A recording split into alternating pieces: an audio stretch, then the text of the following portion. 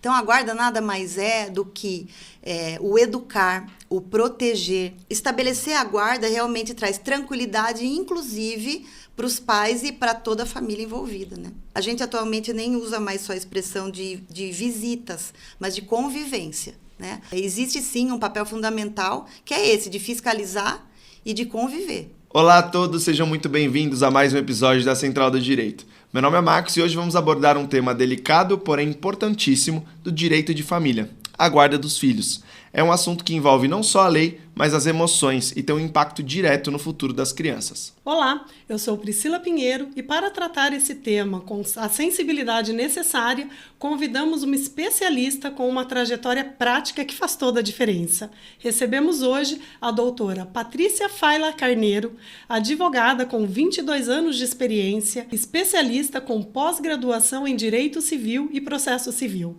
que atua há cerca de 15 anos como conciliadora no Sejusc, Centro Judiciário de Solução de Conflitos e Cidadania. Doutora Patrícia, é uma honra recebê-la na Central do Direito. Então, eu gostaria de agradecer o convite, fiquei muito lisonjeada e estou aqui à disposição para esclarecer as dúvidas que forem necessárias. O assunto é interessante. Show de bola, doutora. Muito obrigado novamente. Para iniciarmos, então, o pessoal está vendo o tema hoje do vídeo. Eu queria conversar sobre tipos de guarda. Queria entender com a doutora o que é a guarda dos filhos, né? E o que significa esse termo na prática. Tá, vamos lá. Então, eu vou fazer uma analogia. Quando a gente quando a gente tem alguma coisa de valor e pede para alguém cuidar, né? Para alguém guardar, a gente sempre pede para a pessoa cuida bem disso, guarda bem isso, né? Então, a guarda nada mais é do que o educar, o proteger, o dar segurança, o sustentar que os pais têm em relação aos seus filhos.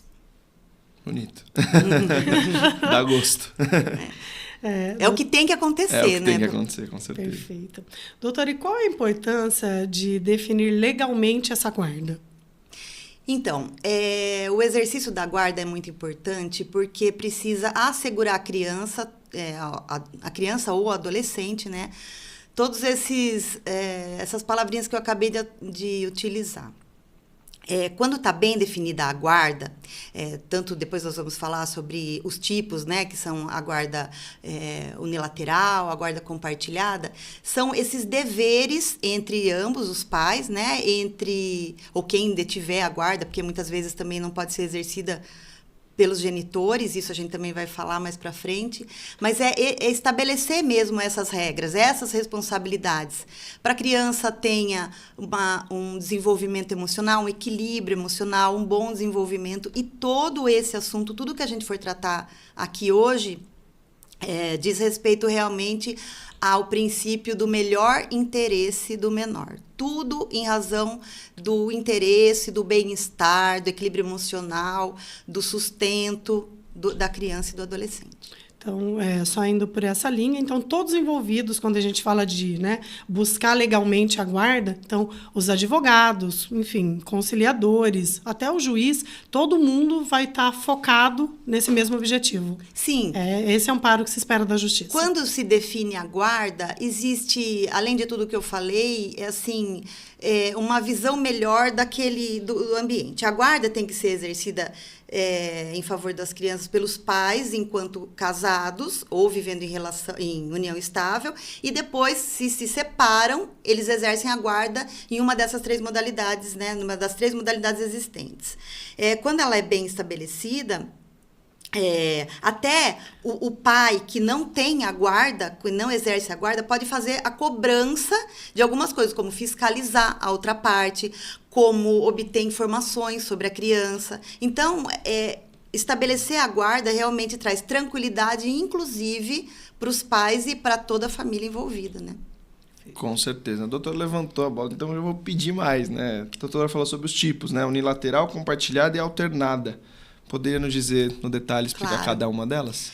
A guarda unilateral, ela é exercida, como o próprio nome diz, por um dos pais, né? Ou pelo pai ou pela mãe, ou, na exceção, quando esses não puderem exercer a guarda. Essas atribuições da responsabilidade, da educação, está focada em só um deles, né? Embora o outro continue mantendo o seu direito, dever de conviver com o filho. A gente atualmente nem usa mais só a expressão de visitas, mas de convivência, né? A guarda compartilhada, ela é exercida por ambos, que têm essa responsabilidade equilibrada, o pai e mãe precisam resolver sobre essas questões diretas da criança, que é a educação, o assunto médico, as atividades, são decididas. O que é dividido são as responsabilidades, né? Não o tempo, como a guarda alternada, que na verdade não é estabelecida no código, ela não é mencionada, mas ela é entendida na jurisprudência, né? E a guarda alternada é uma divisão da moradia mesmo da criança. Na guarda alternada, a criança tem um período de guarda com o pai e um período de guarda com a mãe. Então, as responsabilidades não são realizadas por ambos ao mesmo tempo, não são realizadas em conjunto pelos pais, mas enquanto o menor tiver sobre a guarda deles. A guarda alternada pode ser exercida semanalmente, mensalmente, quinzenalmente, de acordo aí com o próprio acordo realizado. Muito difícil se estabelecer, o Poder Judiciário ele não sugere esse tipo de guarda alternada, até por conta dessa divisão, essa perda de referência da criança, mas existe também. Bacana. Doutora, quando a gente fala da guarda unilateral, eu acho importante explicar um pouquinho, né, para que a nossa audiência, a gente também entenda melhor esse ponto, as responsabilidades de quem não detém a guarda da criança. E existem responsabilidades, quais são elas, o que a gente, enfim, o que a criança deve esperar do pai ou da mãe que não detém a guarda. Porque eu acho que de quem detém já é um pouco... fica um pouco lógico. Sim. Essa responsabilidade, né? Mas eu acho importante a gente esclarecer o outro lado, né? Quem não tem a guarda da criança, o que se esperar dessa parte? Tá. Como o próprio Código Civil sugere, hoje em dia a guarda compartilhada é regra, também existe a possibilidade, sim, da guarda unilateral, e ela ocorre quando um dos pais abre mão da guarda ou ele não pode exercer, que também é um assunto que a gente vai conversar em seguida. Mas quem não detém a guarda pode fiscalizar o outro genitor que contém essa guarda, que tem essa série de responsabilidades, se isso está ocorrendo, e um direito, dever que ele tem é de conviver com o seu filho, né? Isso também fica bem estabelecido quando a gente fixa a guarda e, consequentemente, as visitas / convivência, né? Que a gente tem que entender bem, hoje em dia, o que isso significa. Não é só visitar, né? Pai e mãe não visita filho, convive com o filho, né? Então, existe sim um papel fundamental, que é esse, de fiscalizar e de conviver. Perfeito. Ainda nesse ponto, doutor, eu acho que há algo, né, para a gente enfatizar, acaba ficando um pouquinho pesado essa terminologia que é usada, né, sobre quem não detém a guarda tem o dever de fiscalizar, né? Então, quando a gente ouve essa terminologia, poxa, a pessoa que detém a guarda, ela já tem tanta responsabilidade. E aí, olhando, quem não detém a guarda ainda vem fiscalizar o que a pessoa está fazendo.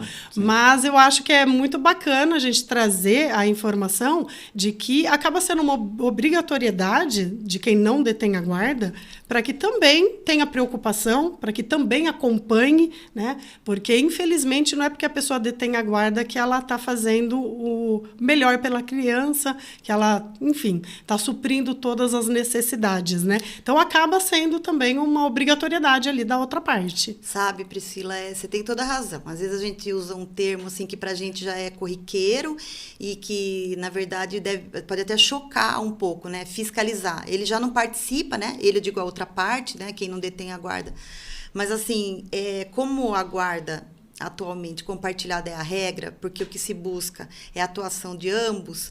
Então, assim, até na guarda unilateral, onde um só vai tomar as decisões, vai ser responsável pelo bom desenvolvimento, o importante é não deixar a outra parte, a quem não detém a guarda, de fora, porque a convivência continua sendo muito importante, a participação continua sendo muito importante. Então, assim, ele está alerta, está atento ao que está acontecendo. Talvez o fiscalizar pode chocar um pouquinho, mas é para não deixar até aquela pessoa, não o fiscalizado, mas aquele que pode fiscalizar, assim, alheio a tudo que está acontecendo. Porque sabe o que a gente vê na prática?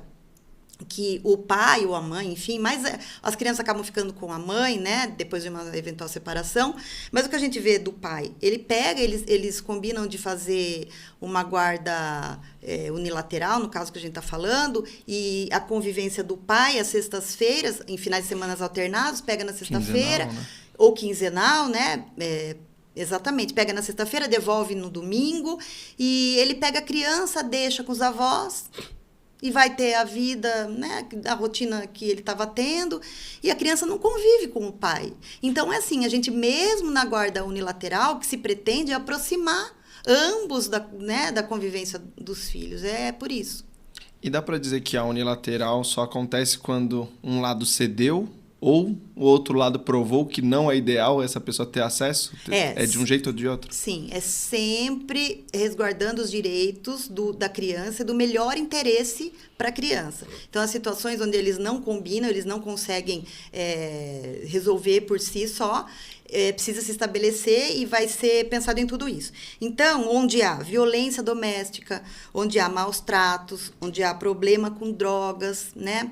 Onde há um desequilíbrio emocional pesado, aí sim precisa ser fixada a guarda unilateral.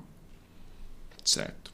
Doutora, indo para a próxima, no caso, né? Quando a gente fala sobre a guarda compartilhada, hoje é um modelo que você falou que virou uma regra, né? Sim, é uma regra estabelecida pelo Código. O que significa na prática? É um 50-50 ali do tempo com a criança? Não necessariamente? Como que funciona isso? É muito além do 50-50, né? Não é o 50-50. O que a gente estabelece na guarda compartilhada é uma divisão de responsabilidades mesmo. No cuidado, um pai e mãe participantes mesmo, né, na vida do filho.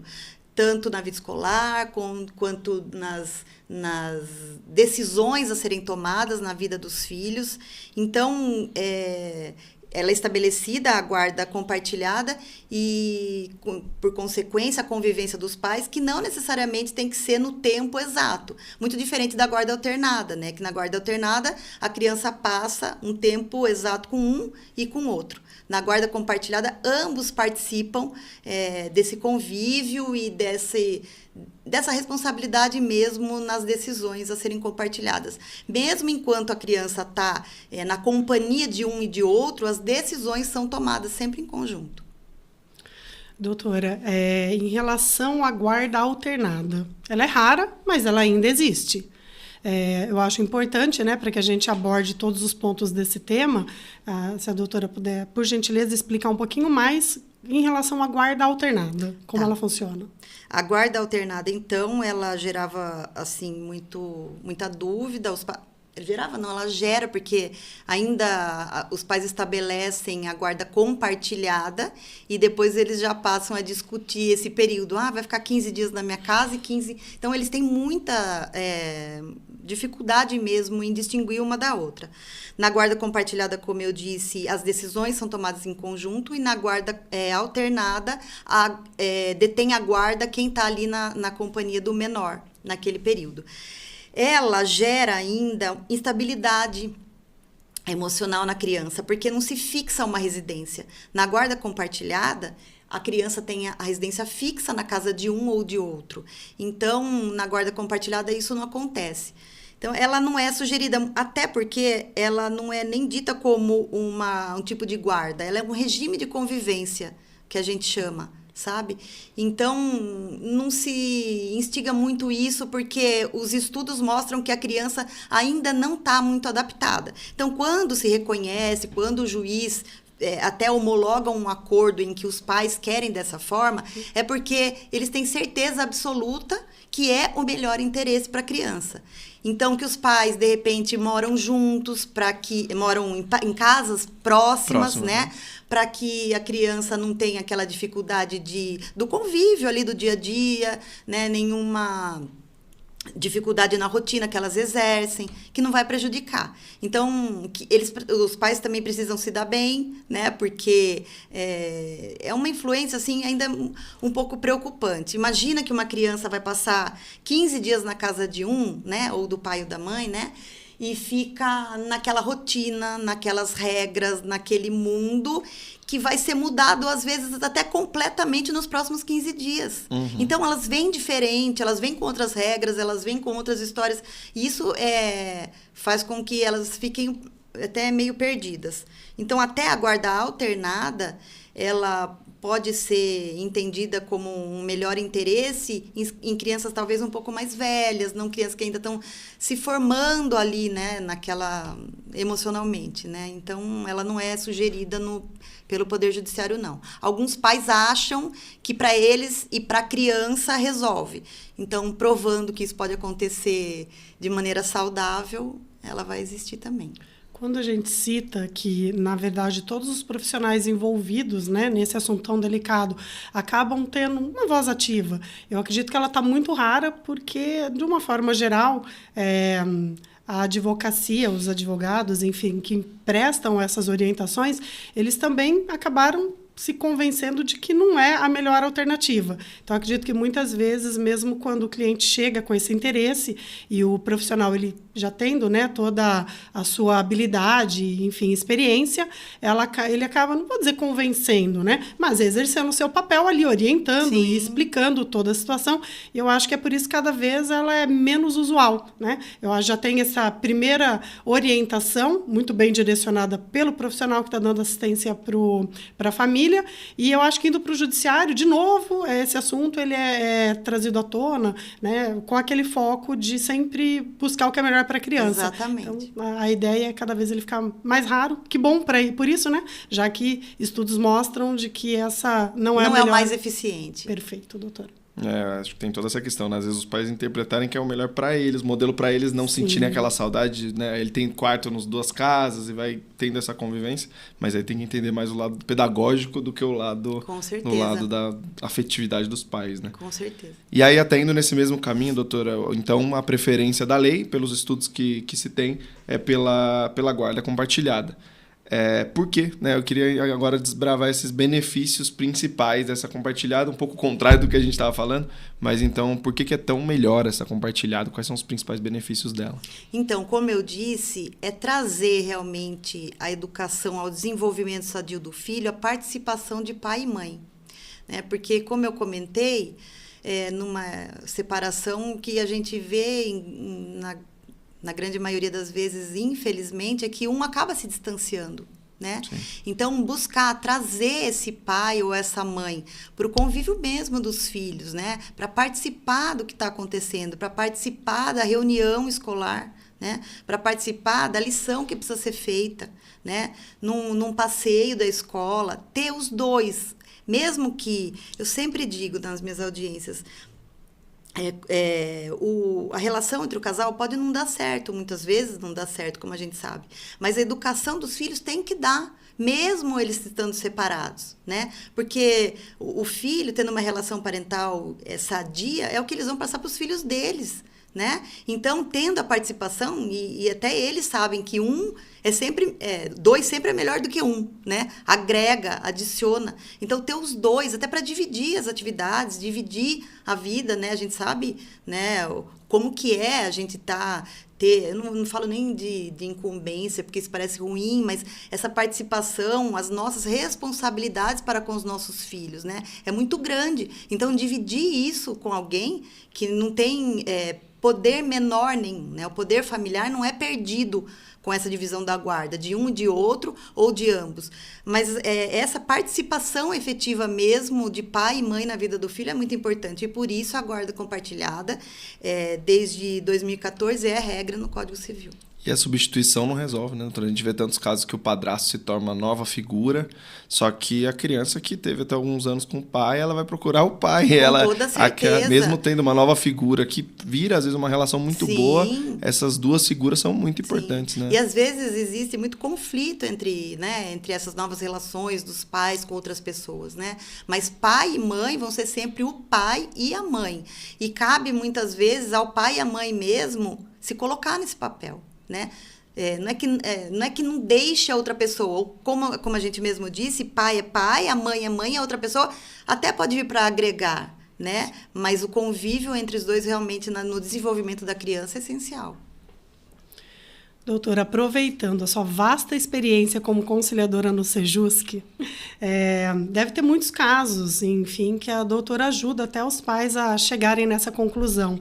E eu queria entender um pouquinho, né, a gente explicar para a nossa audiência a orientação de se resolver dentro do Sejusc, né, evitando aí um processo judicial que ele pode muitas vezes ser até longo para chegar na melhor solução. E através do Sejusc é possível fazer esse trabalho. Para que a doutora explicasse para a gente, na sua experiência dentro do Sejusc, funciona resolver assuntos de guarda, né, um assunto tão delicado, tão importante para a vida das famílias, dentro do ambiente do Sejusc? Sim, Priscila. O Sejusc, eles foram criados em 2010, até como uma medida interessante para desafogar o Poder Judiciário, né? Que a gente sabe como que ele são muitos processos, muito tempo ali despendido para resolver uma questão. Então, trazendo para o Sejusc essas questões da guarda, de família, enfim, né, todas essas questões que no Sejusc podem ser tratadas, existe uma celeridade, obviamente, no trato ali. A gente faz uma reunião, uma audiência de tentativa de conciliação, e as conciliadoras estão preparadas para isso, até para promover essa autocomposição entre as partes, né? O que a gente pretende ali é fazer com que eles mesmos cheguem num consenso e num resultado que melhor lhe atendam, porque a gente sabe que um processo judicial, o juiz nem vai ter esse contato com as partes, né, juntas. Eu sempre digo que ali a gente faz uma reunião informal. Às vezes está faltando assim, uma palavrinha de um e de outro, que eles têm dificuldade de falar e que a gente está preparada, né, para trazê-los aquelas discussões sempre em favor do interesse do menor, né, e que eles ali conseguem. Então, os conciliadores preparados tecnicamente para isso levam as partes a resolverem elas mesmas essas questões. Então, a gente sente muito mais à vontade, até as conciliadoras ali para ajudar essas pessoas a chegarem no consenso, no acordo, né, que as favoreçam e favoreçam principalmente as crianças. Porque a gente não tem aquela responsabilidade de julgar. A gente está lá para atendê-los mesmo, para ajudá-los a chegar num resultado por eles mesmos. Então, é sempre muito interessante, a gente tem experiências muito positivas e percebe mesmo que as pessoas saem de lá bem satisfeitas, principalmente as crianças. Doutora Patrícia, é uma situação que, infelizmente, acaba sendo até comum, né? O acordo de guarda foi efetivado, só que uma das partes não está cumprindo as suas obrigações. Nesse caso, o que a parte prejudicada ela deve fazer? Qual é a atitude que ela deve ter numa situação como essa? Isso é outro fator muito importante de estar fixada a guarda e, consequentemente, até a convivência do menor. No caso de um deles não obedecer o que foi pré-estabelecido, a outra parte tem algumas medidas a serem tomadas, né? Então, a parte pode procurar pelo Poder Judiciário para abrir um processo judicial, né, para que a outra parte cumpra o que estava estabelecido anteriormente, e essa parte que não está cumprindo, ela pode ser obrigada a pagar multas, a guarda pode ser revista e pode até perder a guarda por conta de situações reiteradas, né? Então, um fator importante realmente é eles estabelecerem a guarda. Vamos imaginar que o pai vai buscar a criança e a criança não está lá. Ele volte no outro final de semana, a criança também não está lá. Se a gente não tem fixada a guarda e a convivência, né, dos pais com os filhos, fica muito difícil depois se punir a parte que descumpriu, porque os deveres o direito e os deveres vão estar ali misturados. A gente não tem como obrigá-los a cumprir o que eles mesmos decidiram ali de forma, às vezes, amigável, né, entre eles mesmos, né? Então, é por isso. Doutora, uma dúvida que eu fiquei nesse assunto. Então, existe uma guarda antes da unilateral, no sentido de, você deu o exemplo, né, o pai foi buscar e a mãe não estava lá, só que então foi definida a unilateral, a mãe e o filho, no caso, né? Mas se for um caso contrário, por exemplo, o pai vai morar em outro estado e ele não está indo visitar, a presença é uma obrigação também, além da pensão, além das outras dos outros acordos feitos. A mãe, então, pode solicitar uma guarda exclusiva, onde não existe mais o direito de visitar? Como funciona isso?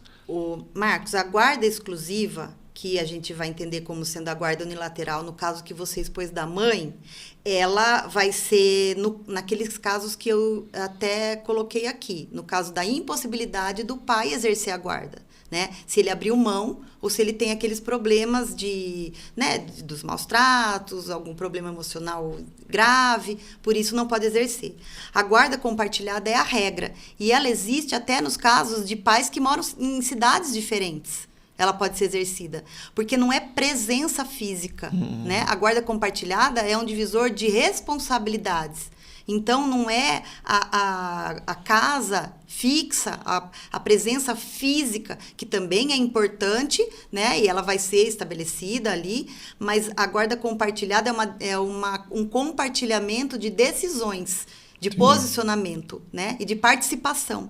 Não só física, emocional, de sustento, que pode ser exercida em lugares distantes, se for o caso. Doutora Patrícia, voltando no assunto do Sejusc, eu acho muito importante, né? Nossa audiência ela é composta pela população, de uma forma geral, que busca se manter, enfim, muito bem informadas através do canal da Central do Direito, também por profissionais que atuam na área e através dos episódios e dos assuntos que a gente trata também, procura se manter muito informado aí nos detalhes, né? Mas eu gostaria, por gentileza, da sua colocação em relação a em que momento, quando procurar o Sejusc, né? Como o Sejusc ele pode auxiliar nesse momento tão difícil da guarda, né? Que, enfim, falando desse ponto, eu sei que tem muito mais coisas que o Sejusc está aí contribuindo muito para desafogar o judiciário, mas não dá para perder a oportunidade de esclarecer mais com a sua presença aqui, por gentileza. Bom, o Sejusc atua em duas fases. Quando já existe o processo judicial, né, em que no início do procedimento existe a audiência de conciliação, então o juiz encaminha os processos para o Sejusc e a gente faz o mesmo trabalho, né? E também as audiências pré-processuais, quando ainda não existe um processo judicial, e aí o incentivo para que as pessoas tentem o Sejusc, busquem o Sejusc para realizar essas audiências, em que o tempo, obviamente, que vai discorrer é muito mais curto, existe uma audiência, as partes vão até o Sejusc, né, marcam, é designada uma audiência. Existe a audiência que é pedida por ambos, ou a audiência pedida por uma das partes, e aí a gente convida a outra para estar lá no dia que é designado. Lá a gente vai trabalhar para que haja essa autocomposição entre as partes, e o processo ali já terminou. O juiz homologa aquele acordo feito, se torna aquele acordo um título executivo que pode ser cobrado aí através de um processo se uma das partes não cumprir. Então, é muito mais rápido, obviamente, mais célere, com menos formalidade, as partes conversam, resolvem os problemas e saem muito mais satisfeitas do que terem que esperar por todo aquele tempo, aquele desgaste emocional de um processo judicial, né? E que não envolvem não são envolvidos os pais e os filhos, mas as famílias se envolvem também por conta de serem chamadas para ser testemunha de tudo aquilo que estão, né, discutindo, e a influência negativa disso tudo é sempre a criança, né, que sempre recebe isso da pior forma, né? Quanto mais tempo isso demora para ser resolvido, muito pior para todas as partes envolvidas mesmo. Então, um outro fator muito importante, embora as conciliadoras estejam preparadas tecnicamente para tudo isso, é muito importante que as partes elas tenham muita condição de exporem e de falarem sobre o que é melhor. Porque, embora a gente tenha uma vasta experiência, né, de um período tão grande lá, cada história é uma história, né? Cada vida, né, que eles têm, o cotidiano deles, é tudo muito diferente de caso a caso. Então, o importante para as partes estarem lá e poderem resolverem de forma satisfatória para a criança, de novo, é que elas estejam seguras e que, se necessário, estejam lá com seus advogados ou que consultem um advogado para que lá elas estejam amparadas e conheçam quais são os seus direitos e os seus deveres. Legal demais. Doutora, tudo que é bom passa rápido, né? Até para a gente finalizar esse papo e para a reta final. E ligando esse ponto né, que a gente comentou agora dessas conciliações que a doutora já faz, queria que a doutora compartilhasse um caso, né? Um caso que marcou, não precisa citar mais, né, detalhes sobre, mas contasse um caso para a gente de um bom acordo de guarda que facilitou a vida de uma criança e ajudou nessa formação. Sim, a gente tem muito caso para contar, né? Porque é bastante tempo, realmente a gente tá lá para ajudar, mas a experiência que a gente traz isso para a vida da gente é muito grande, né? Eu tive há um tempinho atrás, e eu sempre conto isso até nas minhas audiências mais recentes, que eram 2 famílias lá.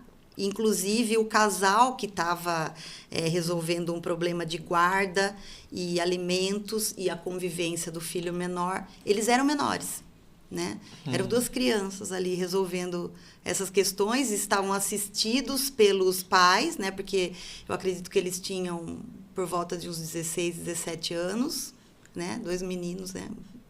Um casal ali muito jovem. Então, eles estavam com os seus advogados ali presentes, com os pais deles, tá? A gente estava com a sala toda cheia e um clima tenso. Era uma criança pequena, que até estava ali no colo da mãe, né? Então, isso já gera uma tensão. A gente sabe que é uma situação muito delicada, né, para ser resolvida. Então, estava tudo num silêncio muito grande, né? E antes de começar a audiência, o genitor, né, o pai da criança, falou assim: doutora, eu gostaria que a minha namorada fizesse parte aqui da audiência. E eu falei: nossa, meu Deus do céu, um terceiro aqui. Eu já ia negar a presença dessa pessoa, porque essas audiências de família também, elas são protegidas pelo sigilo, né, pelo segredo de justiça. Então, elas não dizem respeito a outras pessoas, não devem estar lá para compartilhar daquilo ali. E eu já ia negar, né, a participação da namorada atual do moço, né, obviamente. Quando eu fui falar para ele que não era possível, a mãe falou assim: doutora, por mim não há problema nenhum dela participar. Eu não tenho nada contra ela. Até porque, para mim, é muito bom eu conhecer a pessoa com quem o meu filho também vai conviver. Porque, de uma forma ou de outra, ela vai estar junto com o pai. Então, eu quero conhecê-la. Não tem problema nenhum. Até porque eu só quero paz, eu quero tranquilidade. O meu filho, crescendo no ambiente de paz, ele só vai ter mais amor. E é isso que eu quero. Gente, que maturidade. Então, maturidade no auge dos só 17. Isso. E é tudo isso, né? É o amor. Você tendo amor, você consegue superar, você enfrenta, né? Você, às vezes, engole muito sapo, né? A gente fala, renuncia, mas é o amor. Tendo amor, a gente consegue resolver as paradas mais difíceis aí, né? Nessa questão familiar. Acho que nesse momento você falou: nossa, vai ser uma ótima conversa aqui, depois que você sentiu esse nível de maturidade da mãe. E foi. Porque a menina era muito madura. Um pouco mais da história. Sim, gente, foi assim, decorreu muito bem, com muita tranquilidade. Bacana. Porque eu percebi, porque muitas vezes a gente tem ali, gente, 15 minutos com as pessoas, eu posso fazer um discurso enorme. Se a pessoa não tiver com o coração aberto, apta a receber, a aprender, a querer resolver, ela pode sair de lá também e fazer tudo diferente, porque a gente faz o nosso trabalho. Na maioria das vezes eu percebo que realmente elas são tocadas, que a gente leva as pessoas a pensar, né? E que a gente lançou ali uma sementinha e ajudou a resolver o conflito. Mas, assim, eles podiam entender aquilo lá e, pela pouca maturidade, né, um ex-casal ali de 16 anos, né, eu pensei que eles iam começar a brigar, os pais, os advogados. Quando ele sugeriu, você já falou... Quando ele sugeriu, eu falei, namorada, meu Deus. A menina vai falar, claro que não, né? Sim, e foi completamente diferente. Ela falou, para mim vai ser ótimo que ela participe. E foi uma ótima audiência. Frutífera também. Isso é importante, isso é muito importante. Doutora, muito obrigada pela sua participação, né? Tá compartilhando aqui com a gente toda a sua experiência. Eu confirmo aqui que os conciliadores do Sejusc estão muito bem representados na sua pessoa, muito né? Obrigada. O convite ele não foi exatamente, né, com esse objetivo, e sim pela vasta experiência aí de anos de atuação como advogada, mas sem dúvidas, né, toda essa vivência ela enriqueceu muito os exemplos, enriqueceu muito as orientações de como lidar com essa situação. Conheço várias clientes que já foram atendidos ali, várias partes que foram atendidas pelo Sejusc, e fica aqui já o nosso reconhecimento por esse trabalho que ele é, enfim, tão importante, e ele agiliza questões fundamentais ali na vida das pessoas, desafogou muito o judiciário, então uma valiosa contribuição quando a gente fala dessas questões tão sensíveis que muitas vezes, se o tempo passa, posterga muito aquela conciliação que ela seria simples naquele momento, acaba, enfim, criando outras situações e complicando muito mais a solução mesmo, né? Que é o que a gente busca ali quando existem esses conflitos e a gente busca ajuda para resolver, né? Então, todo mundo tem esse condão no final. Então, parabéns pelo trabalho do Sejusc, parabéns pela atuação. Deu para perceber aqui que é feito com muito coração, tem muita alma colocada aí em cada audiência. Eu fiquei com uma dúvida, quantas audiências acontecem por dia, mais ou menos? Olha, a gente faz lá de 10 a 15 audiências. É muita coisa. Me deu essa dúvida, porque quando a doutora apontou 15 minutos, eu falei, poxa, 15 minutos, sempre no período pauta. Da tarde. Que loucura. Então, é bastante coisa. Acredito que quando termina toda essa jornada, né, é aquele sentimento de missão cumprida, mas eu acho que tem um desgaste emocional muito significativo ali quando a atuação ela é feita com tanta intensidade, com tanto propósito, né, de realmente trazer na prática essas soluções. Muito obrigada pelo trabalho e por compartilhar aqui com a gente toda essa experiência. Eu que agradeço a vocês, eu estou sempre à disposição de vocês, do público, e eu tenho certeza que o Sejusc também. Obrigado, doutora. Obrigada. E pessoal de casa, quiser deixar um comentário aqui embaixo com perguntas para a doutora, ela vai estar aqui respondendo também. Claro que sim. Sugestões de temas para a gente ter ela novamente aqui. Eu sei que esse tema tem muitas dúvidas. Realmente ele toca muitas pessoas, toca vidas. Sim. E parabéns pelo trabalho muito novamente, obrigada. doutora. Obrigada. Essa forma realmente de fazer com amor, como se toca na vida de outra pessoa, é como a gente faz essa sociedade melhorar, né? Então, com certeza. Muito obrigado novamente. Eu que e agradeço. Até a próxima. Até. E para você que nos acompanhou, obrigado pela sua audiência. Aqui na Central do Direito, nossa missão é simples: tornar o direito acessível para que você possa entender e agir em defesa dos seus direitos. Deixe seu like, inscreva-se e ative o sininho. E até a próxima.